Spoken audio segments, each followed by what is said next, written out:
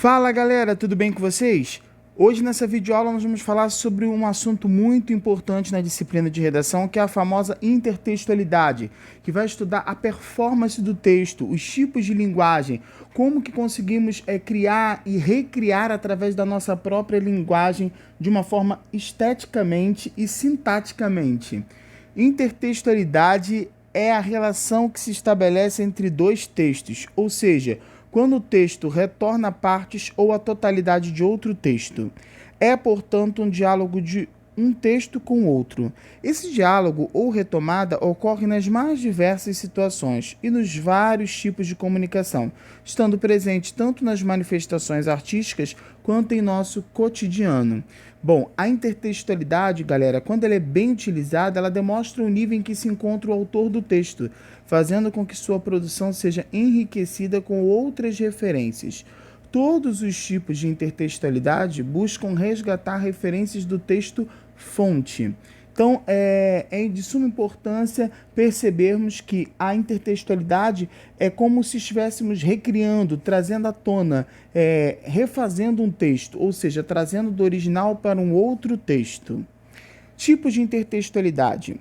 A intertextualidade ela tem duas funções: reafirmar os sentidos de um texto já citado, quando a intenção é produzir o sentido incorporado, ocorre a chamada paráfrase.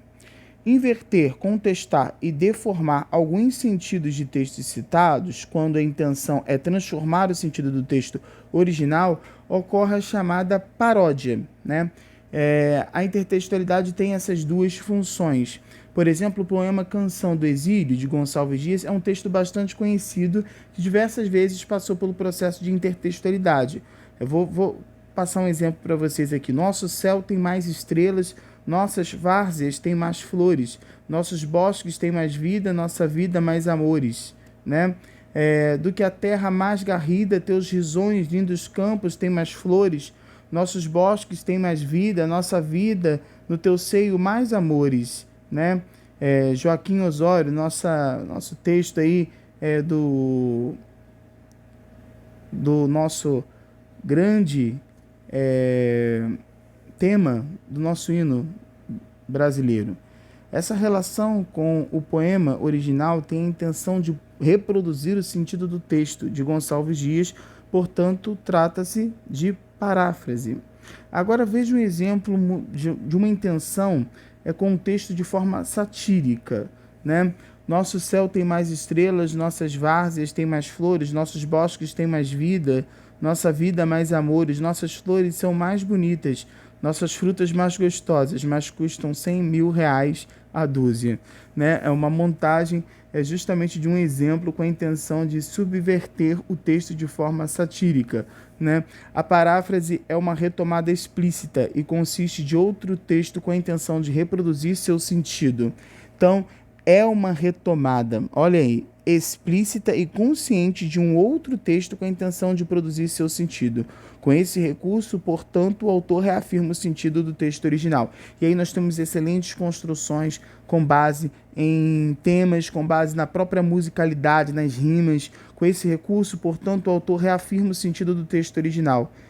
Vou dar um exemplo aqui, Gonçalves Dias. Meus olhos brasileiros se fecham saudosos, minha boca procura a canção do exílio. Como era mesmo Canção do Exílio? Eu tão esquecido de minha terra, ai terra que tem palmeiras, onde canto sabiá. Reparem o trocadilho que acontece nas palavras, realizando aí a funcionalidade de uma paráfrase. Depois, temos uma citação. A citação é a transcrição de um discurso de outrem. Por isso, deve vir obrigatoriamente marcada por aspas, né?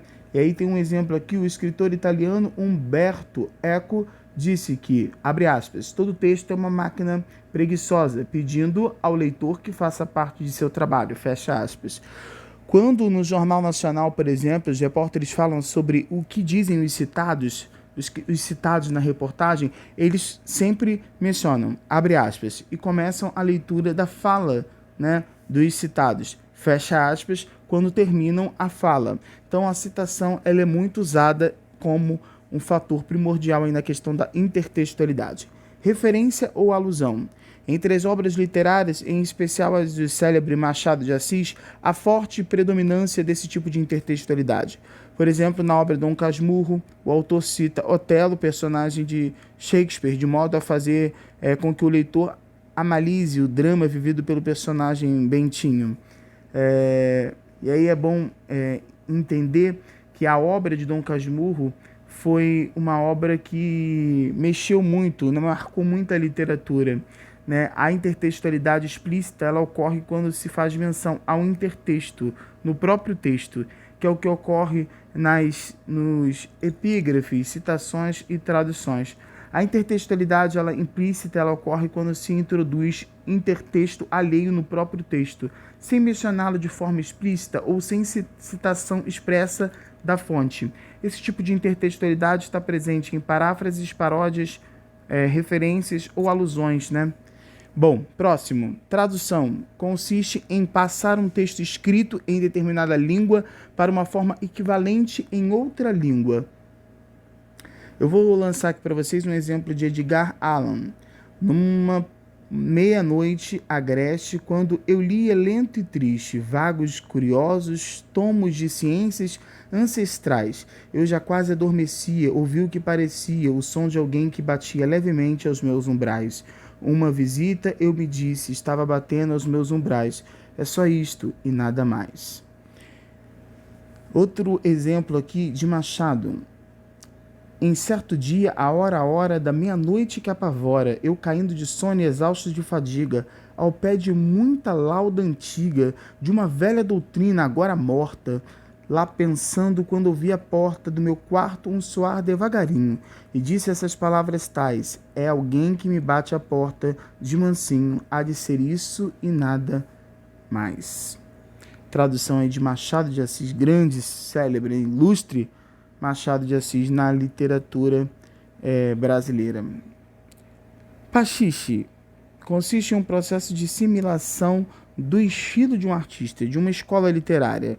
Né?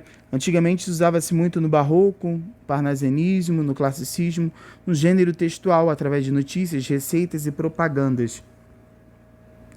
Né? Tem um exemplo aqui de Manuel Bandeira: quis gravar amor no tronco de um velho freixo, Marília, escrevi. Esse é o exemplo aí. Paródia. A paródia é um tipo de revelação, né? Revelação intertextual. Por que eu falo revelação? Está aí expresso nos slides relação.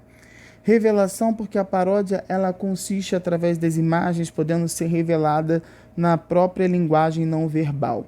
Mas ela é uma relação intertextual em que o objetivo do texto que cita outro é fazer uma crítica, um comentário irônico. Ela tem essa função, né? Ou irrelevante, invertendo ou distorcendo as ideias. Ou seja, a paródia carrega essa formalidade de trazer alguma certa ironia. E aí nós temos um exemplo aqui que diz assim: a cigarra e a formiga. Tendo a cigarra cantado durante o verão, apavorou-se com o frio do inverno, sem moscas ou verme para se alimentar, com fome foi ver a formiga sua vizinha, pedindo-lhe alguns grãos para aguentar, até vir uma época mais quentinha, e eu lhe pagarei, disse ela. Antes do verão, palavra de animal, os juros e também o capital. A formiga não gosta de emprestar. É esse um de seus defeitos. O que você fazia no calor da outrora? Perguntou-lhe ela com certa esperteza. Noite e dia eu cantava no meu posto, sem querer dar-lhe desgosto. Você cantava? Que beleza! Pois então, dance agora. Traz aí a ironia também diante da cigarra e da formiga.